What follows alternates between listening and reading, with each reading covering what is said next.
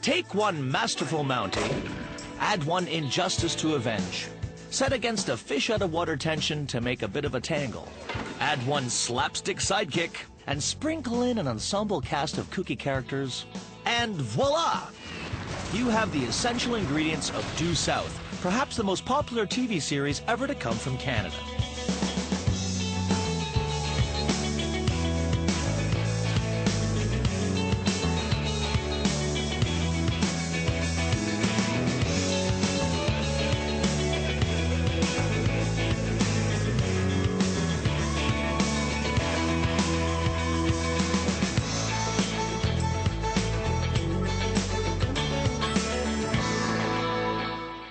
Due South is a kind of an urban fable. It's a folklore. It's kind of like the modern-day Little House on the Prairie, isn't it? Hometown spun stories that have that kind of feel to them.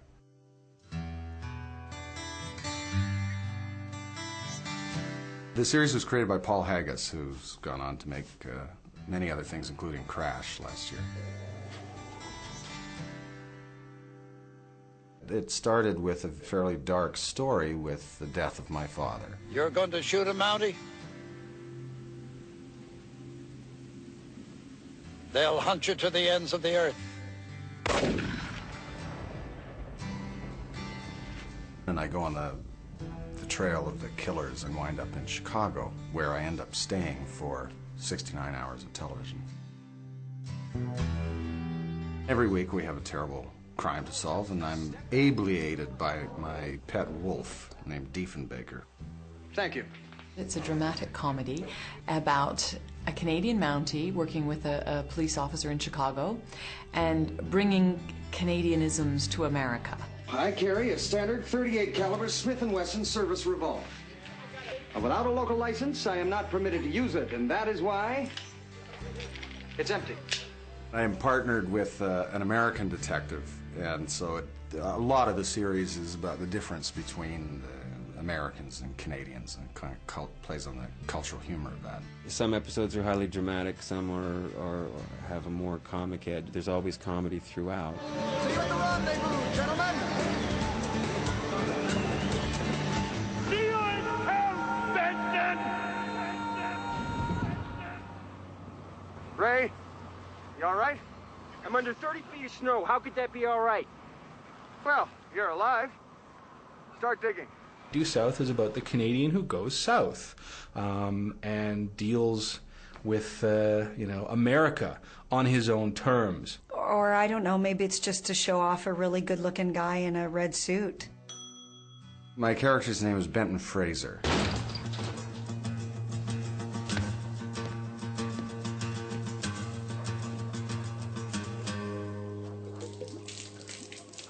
At the heart of Due South is Benton Fraser. An impeccable character, impeccably played by Paul Gross, Fraser has become the very embodiment of the Royal Mounted Police. With his ever-faithful husky Diefenbaker at his side, Fraser is as quirky as he is quaint. Hand me that gun. You're going to return that purse, and you're going to apologize to that lady. He's the kind of Mountie that I'm not sure ever did exist or ever will, but a very perfect sort of guy, upstanding. Had a strong moral center, generous, and very capable. The fascination with Benton is that he does no wrong. He really is kind and caring and gentle and strong and handsome. I mean, he is sort of the perfect man. It was like chivalrous. You know what I mean? It was like this, everything you read in storybooks that girls probably shouldn't ever read. It was like the knight in shining armor, and he was polite, and he was kind, and he was courteous, and he was almost too good to be true. I'd say he's very innocent, unemotional. Like, you never see that character cry. You'll sense that he might be crying inside, but you won't see tears go down his face. He's just too bright for that, and also reserved.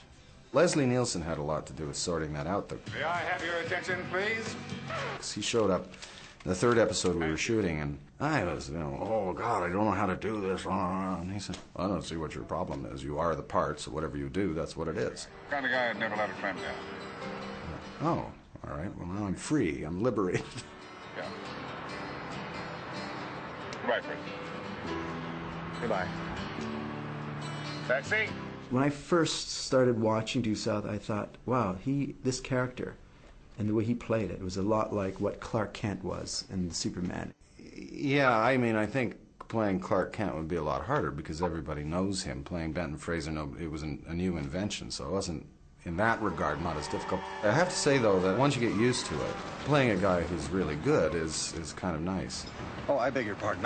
In God's name, do you think you're doing? Right in broad daylight. The difference between Ray Vecchio and Benton Fraser is, I mean, they're opposites. He's very nice, so polite. He's Canadian, Mom. Oh, I thought he was sick or something.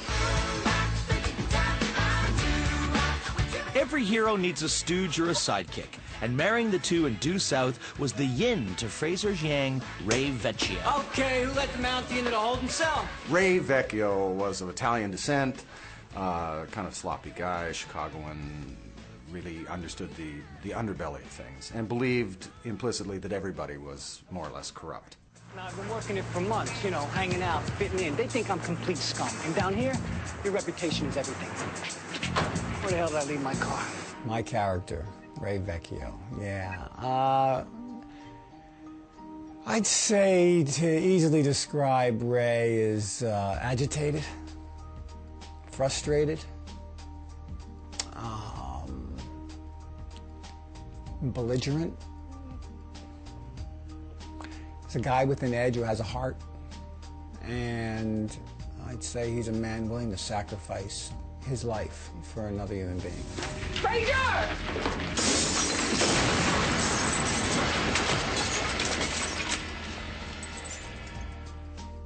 Look, Ray, I don't want to hear it. I don't want to hear it. I don't understand. I don't want to hear it. Ray! In later series, the sidekick shtick came from Stanley Kowalski, played by Callum Keith Rennie. I'm gonna punch you in the face. Why don't you listen to me? Raymond Stanley Kowalski. He's a good cop. It's fun to play. Stanley Kowalski has a spark plug tattoo, a penchant for dance, and a prized possession, a car that's a bit of a star. Rennie just has his own particular unique thing. I don't know how to describe that particularly. Certainly wasn't David Marciano, but it was an altogether different kind of approach to things. Something I should worry about? No. No, everything's all right.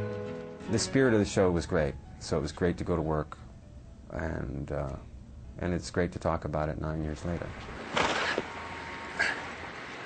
You ran away, but you brought your dress uniform with you? No, I rented it. If we don't catch him by Tuesday, I have to pay extra. Priding itself on its cameo opportunities, Due South scored a hit with Leslie Nielsen. With his deadpan delivery, little did we know that his real-life father was a Mountie. Taxi! Paul had said right from the beginning when we were up north shooting the first stuff that he said, oh, we're going to have Leslie in here at some point, and he'd be great to team up with, you know. And he was fantastic, and we became really good friends. Try spending a week on the stick-out with him in Dead Horse Gulch.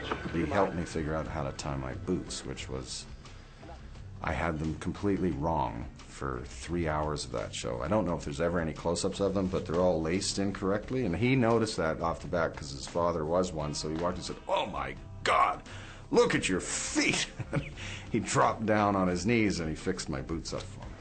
The boys introduced me to a real eye-opener the other night. Moose hawk rolled in wild boar tongue covered with gorgonzola cheese.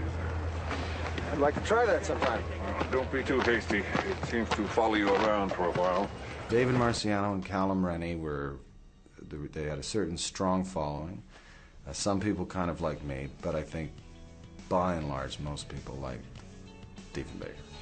Still to come when Southbound returns, how the show that wouldn't die got its reputation. So I have a question. How did Ray lose a $25,000 lottery ticket?